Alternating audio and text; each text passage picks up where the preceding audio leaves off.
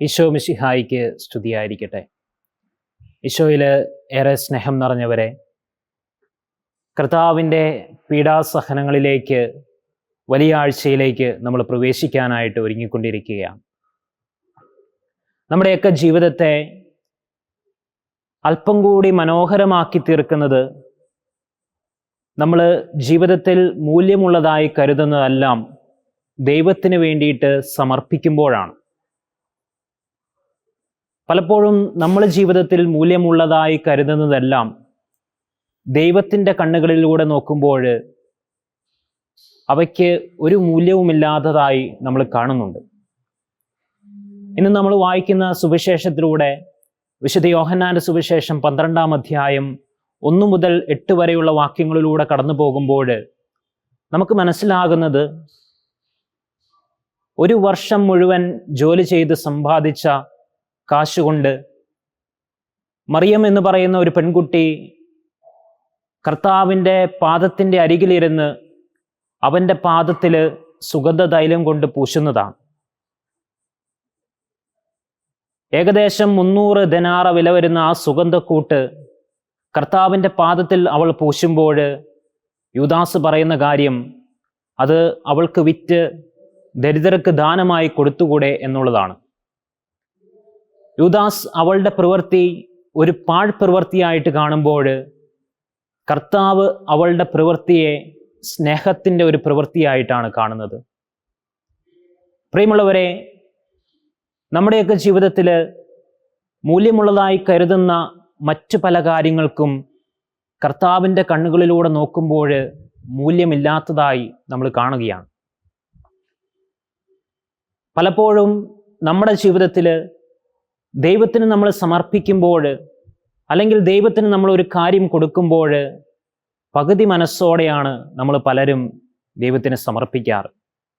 എന്നാൽ ഇവിടെ സുവിശേഷത്തിലൂടെ മറിയം എന്ന് പറയുന്ന പെൺകുട്ടി ദൈവത്തിന് സമർപ്പിക്കുമ്പോൾ ഏറ്റവും നല്ലത് കൊടുക്കണം എന്നൊരു നിർബന്ധം അവൾക്കുണ്ടായിരുന്നു.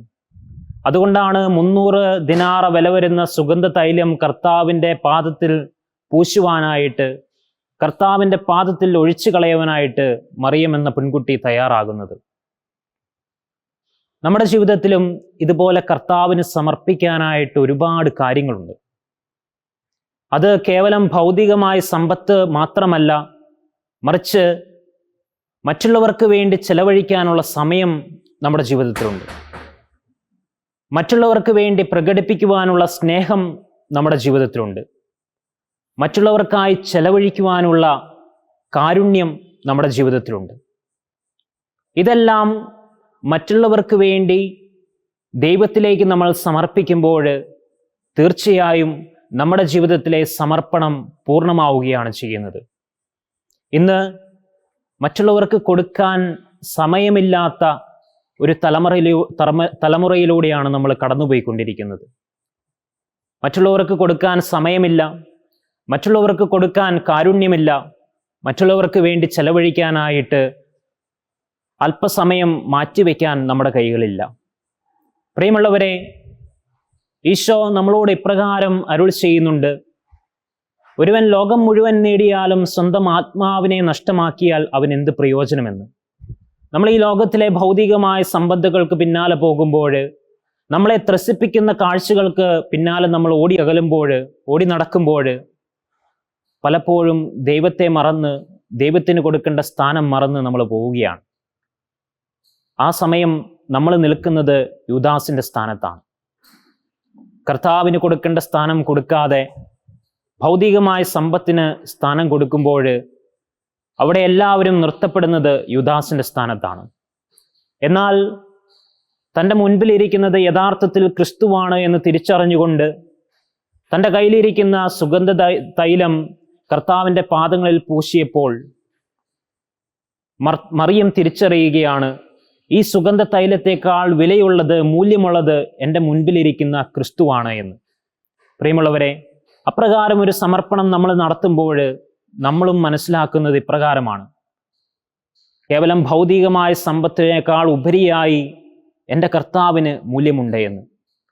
എൻ്റെ ദൈവത്തിന് മറ്റെല്ലാ വസ്തുക്കളെക്കാളും, മറ്റെല്ലാ ഭൗതികമായ സമ്പത്തുകളെക്കാളും എൻ്റെ ദൈവത്തിന് മൂല്യമുണ്ട് എന്ന്.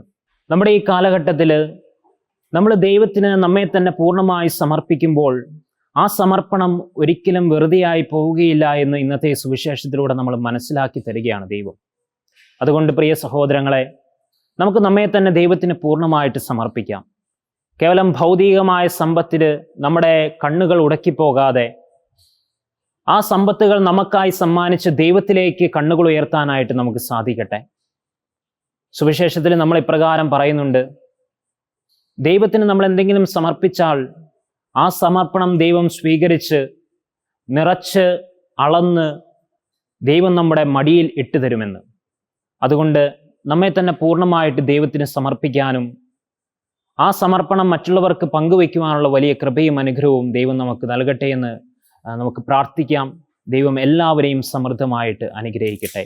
നിത്യം പിതാവും പുത്രനും പരിശുദ്ധാത്മാവുമായി സർവേശ്വര എന്നേക്കും. ആമേൻ.